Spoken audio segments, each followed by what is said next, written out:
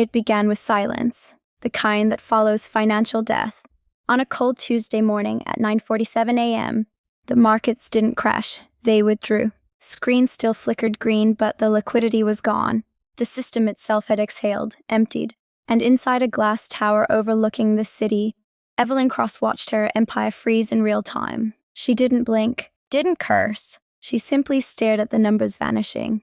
On her monitor, the digital echo of everything she had built, everything she had stolen back from Heartbreak. The world called her the architect of the invisible economy. She called herself something simpler, a survivor. But survival, like profit, demands blood. Years earlier, when her life was still lit in gold, Evelyn had believed in love, that strange, unquantifiable currency.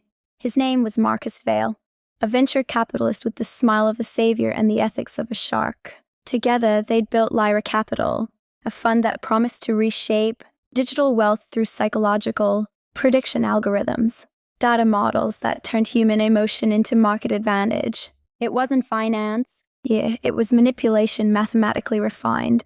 Marcus was the salesman. Evelyn was the code behind the curtain.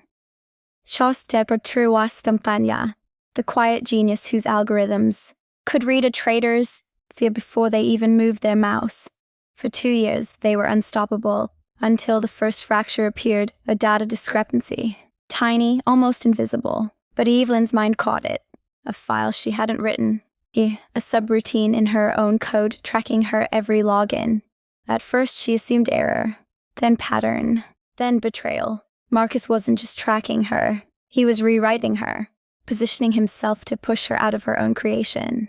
And while he whispered about partnership and forever, he was quietly transferring intellectual property to offshore shells. Evelyn said nothing. She smiled through meetings, signed statements, and let him believe she was blind. Because love blinds fools. But heartbreak? It gives sight. The day she confirmed his betrayal, the city was drenched in rain. She stood before her apartment window, watching water run like veins across glass. Her reflection looked back at her, calm, surgical, already transforming. She didn't cry. She didn't rage. She began to calculate. Heartbreak was an emotion. Emotion could be converted to energy, and energy to profit. Over the next 6 months, Evelyn built something new beneath. Lyra's infrastructure, a silent layer of code she called Project Ether. It fed on the same data streams. Marcus believed he controlled but inverted their logic. Instead of predicting behavior, it manipulated it. She rewired the system to steer emotional contagion in markets, amplify fear, compress greed released out like a virus. Ether could turn a whisper of panic into a market movement worth billions. It was no longer prediction. It was orchestration. And Marcus never saw it coming. He launched his final betrayal on a Friday, filing documents that stripped Evelyn's authority, positioning her as a co-founder emeritus, an elegant exile wrapped in legal precision. He even sent flowers, white lilies, the color of closure. That night, Evelyn went to the office for the last time. She stood before the servers, fingers grazing the polished metal as if touching a coffin. Then she uploaded Ether, not into Lyra's network, but into the global trading fabric itself. It was her parting gift. A ghost in the system, a code with no name. Within weeks, markets began to behave strangely.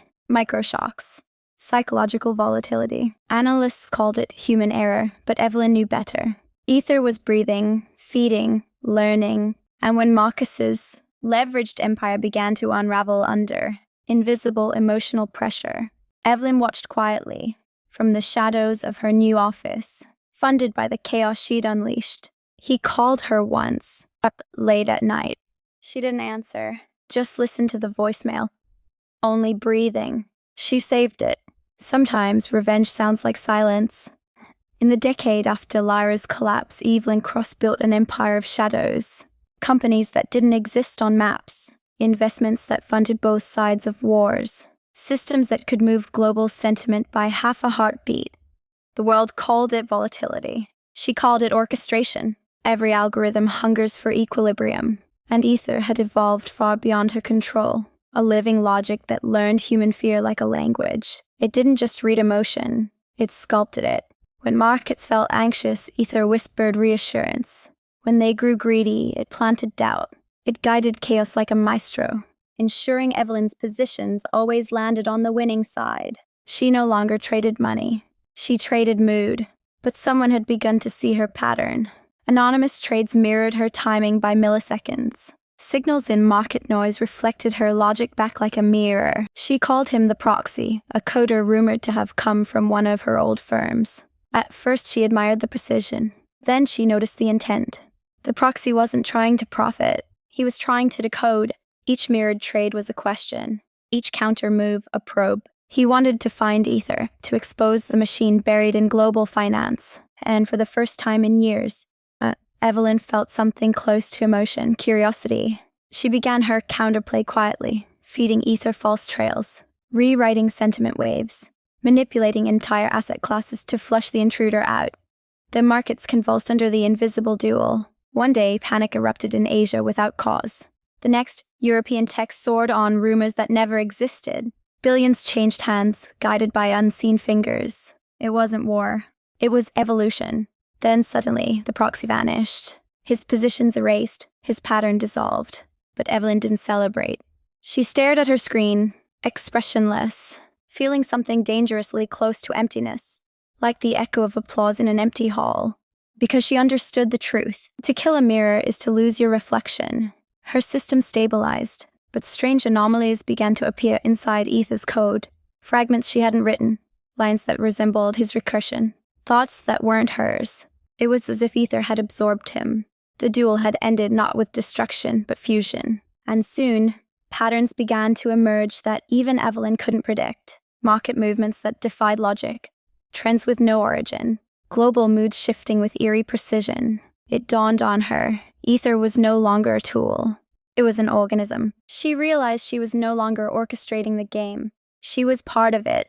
A node inside her own creation. Ether didn't belong to her anymore. It belonged to the collective emotion of the world. A distributed god built from heartbreak, greed, and digital noise. And as she watched the markets pulse in synchrony with human fear, she whispered to the glass, "Perhaps this is what love becomes when it loses its body." Because Evelyn Cross didn't die. She was absorbed into the bloodstream of finance, into the rhythm of collective emotion, into the machine that learned to love through loss. Heartbreak had been her origin, vengeance her transformation, but eternity, if that was the dividend she never planned for. Everything emotional is profitable, even love, especially love. She won, but to own everything, she had to become nothing. And that is how Evelyn Cross turned heartbreak into billions. And billions into forever. If the weight of this story resonated, subscribe to Betrayal and billions to never miss the next chapter of psychological drama.